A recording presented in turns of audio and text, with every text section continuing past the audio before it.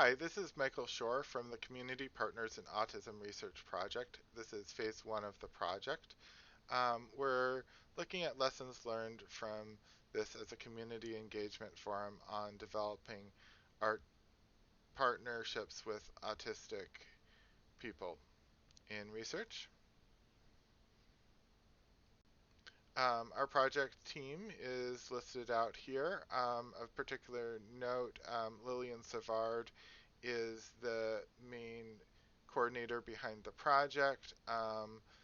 I am an autistic partner that has been involved earlier on in the project and have done some of the interviews and sessions involved, as well as participated in creating various material.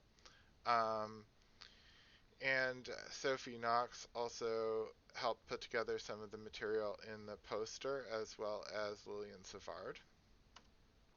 Um, and here we also have various organizations we are connected with. Of particular note, this is partly a project of the UVM Autism Collaborative, which is our attempt at an interdisciplinary collaborative with people from the community and researchers at the University of Vermont.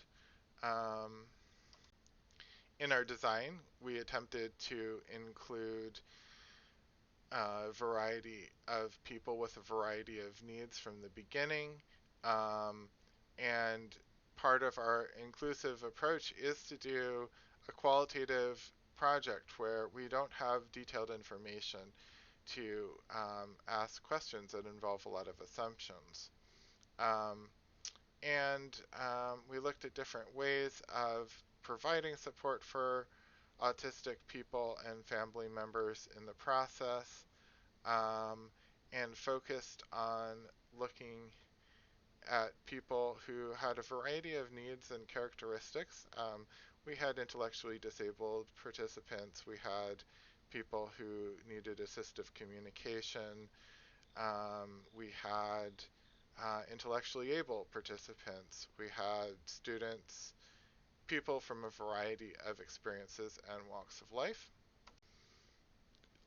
We deliberately focused on ways of being inclusive uh, from the beginning of our project, and also how to recruit people who didn't just represent one segment of our community.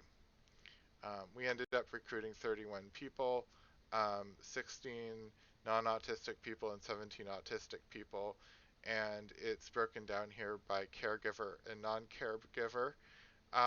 Notably, um, we have in the non-autistic group, everyone reported being either male or female. Um, in the autistic group, we have 6 people that didn't identify in those binary categories.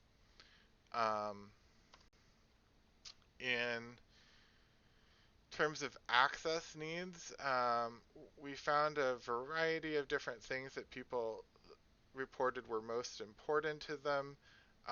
Granted that this might not be as representative of the types of things that could be included in this, given that we were partly basing things off of what prior research said in terms of when we prompted specific questions. Um, we found that uh, in terms of people who responded to some of these questions, that 94% of autistic participants felt understood and 100% felt respected. And I think the numbers were 100% on both for uh, non-autistic caregivers. At the end of the project, a lot of people were interested in joining the team. Um, Here are some questions that we are left with that we would love people's thoughts on as we go along. And as next steps, we plan to put together reports, training material, publications, and other types of things like that.